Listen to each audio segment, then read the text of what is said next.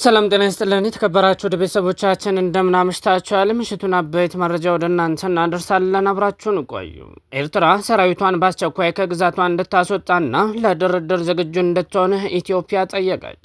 የኤርትራ ሰራዊት ተቆጣጥሯቸው ከሚገኙ የኢትዮጵያ ሉዓላዊ ግዛት እንዲወጣና ለድርድር ዝግጁ እንዲሆን የኢትዮጵያ ውጭ ጉዳይ ሚኒስትር ጠየቀ።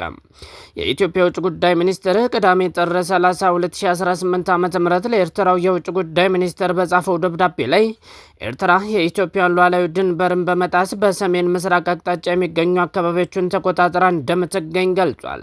የውጭ ጉዳይ ሚኒስትር ቃል አቀባይ አምባሳደር ነቢያት ጌታቸው የደብዳቤውን ትክክለኛነት ለቢቢሲ አረጋግጧል። ደብዳቤው የኢትዮጵያ መንግስት በተደጋጋሚ የኤርትራ ጦር ከግዛቱ ለቆ እንዲወጣ መጠየቁን አስታውሶም ይህ ጥያቄው ተቀባይነት የሚያገኘው ከሆነም የባህር አገልግሎት ጉዳዮችንና በአሰብ ወደብ በኩል የባህር መዳረሻን ጉዳይ ጨምሮ ሁሉንም የጋራ ጥቅም ጉዳዮችን ለመፍታት በቅን ልቦና ድርድር ለመሳተፍ ፈቃደኛ መሆኑን አስታውቋል። የውጭ ጉዳይ ሚኒስትሩ ጌዲዮን ጢሞቴዎስ የተጻፈውና ለኤርትራው የውጭ ጉዳይ ሚኒስትር ኦስማን ሳላህ በተላከው በዚህ ደብዳቤም የኤርትራ ሰራዊት ለረጅም ጊዜ የኢትዮጵያን ሉዓላዊ ግዛትን በመጣስ በሰሜን ምስራቅ አቅጣጫ መቆጣጠሩን ጠቅሷል። በዚህ ደብዳቤ ላይ ሁለቱ ሀገራት በሚያዋስኗቸው አካባቢዎች የኤርትራ መንግስት በስም ላልተጠቀሱ የተለያዩ ታጣቂ ቡድኖች ቀጥታ የቁሳቁስ ድጋፍና እርዳታ እንደሚያቀርብ በመጥቀስ ወንጅሏል። በደብዳቤው ላይ የታጣቂ ቡድኖች ስም ባይጠቀሱም ከዚህ ቀደም የኢትዮጵያ መንግስት ኤርትራ ለህወሓትና ለፋኖ ታጣቂዎች ድጋፍ ያደርጋል ሲል መወንጀሉ ይታወሳል። ኢትዮጵያ በደብዳቤው ላይ የኤርትራ መንግስት በሉዓላዊነትና በድንበር ላይ ከሚፈጸሙ ጥሰት በተደጋጋሚ እንዲታቀብ ቢጠይቅም ጥረቱ ሰሚ አለማግኘቱን በደብዳቤው ላይ ገልጿል። ባለፉት ጥቂት ቀናት ሁለቱን ሀገራት በሚያዋስኗቸው ድንበር አካባቢ የታዩት ለውጦች የኤርትራ መንግስት በተጨማሪ የጥፋት መንገድን መምረጡን ያመለክታል ሲል የውጭ ጉዳይ ሚኒስትር በደብዳቤው ላይ አመልክቷል። የውጭ ጉዳይ ሚኒስትር የኤርትራው መንግስት በደብዳቤ ላይ በስም ካልተጠቀሷቸው ታጣቂዎች ጋር የኤርትራ መንግስት ወታደራዊ እንቅስቃሴ እያደረገ እንደሚገኝ በደብዳቤው ላይ ጠቅሷል።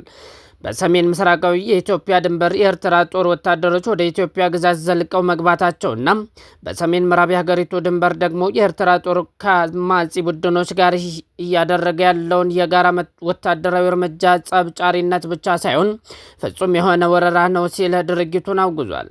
አክለውም ይህን ተቀባይነት የሌለውን ሁኔታ ለማቆም የኤርትራ መንግስት ወታደሮችን ከኢትዮጵያ ግዛት በአስቸኳይ እንዲያስወጣና ከአማጺ ቡድኖች ጋር ያለውን ትብብር እንዲያቆም በይፋ እንጠይቃለን ብሏል።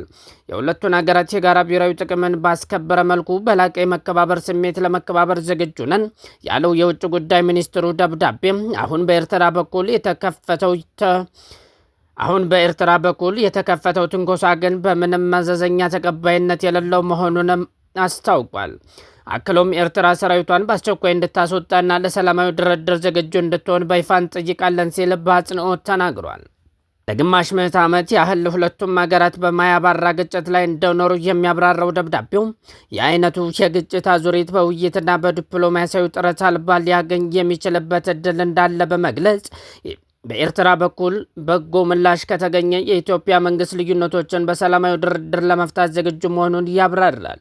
የውጭ ጉዳይ ሚኒስትር የኢትዮጵያ ሉዓላዊነትና የግዛት አንድነት እንዲከበር ላቀረብነው ህጋዊ ጥያቄ አዎንታዊ ምላሽ ካገኘን የኢትዮጵያ መንግስት የባህር በር ላይ ጉዳዮችና በአሰብ ወደብ በኩል ወደ ባህር በር ጉዳይን ጨምሮ አጠቃላይ የጋራ ጉዳዮች ላይ ሁሉን አቀፍ እልባት እንደሚያገኝ በቅን ልቦና ድርድር ለማድረግ ፈቃደኛ ነው ብሏል።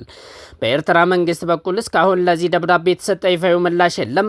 የጋራ መከባበርና መተሳሰብ ግንኙነትን ለመፈተሽ ቆርጠን ተነስተናል ያለው የውጭ ጉዳይ ሚኒስትሩም ቀና ምላሽ እንደሚያገኝ ተስፋውን ገልጿል። በዚህ ዓመት መጀመሪያ መስከረም ወር ማገባደጃ ላይ የኢትዮጵያ ውጭ ጉዳይ ሚኒስትር ለተባበሩት መንግስታት ድርጅት ዋና ጸሐፊ አንቶኒዮ ጉተሬዝ በጻፈው ደብዳቤ የኢትዮጵያ ውጭ ጉዳይ ሚኒስትር ለመንግስታቱ ድርጅት በጻፈው ደብዳቤ የኤርትራ መንግስትና ህዝባዊ ወያኔ ሓርነት ትግራይ ጽምዶ በሚል ጥምረት ኢትዮጵያ ላይ ጦርነት ለመክፈት እየሰሩ ነው ሲል ከሷል።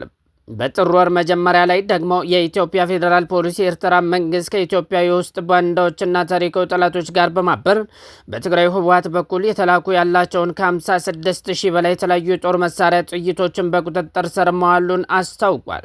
የኢትዮጵያ ጎረቤት ሀገር ኤርትራ መንግስት በአማራ ክልል ለሚንቀሳቀሱት የፋኖ ታጣቂዎች የተለያዩ አይነት የጦር መሳሪያ ጥይቶችን እየሰጠ ነው ስትል በተደጋጋሚ ከሳለች።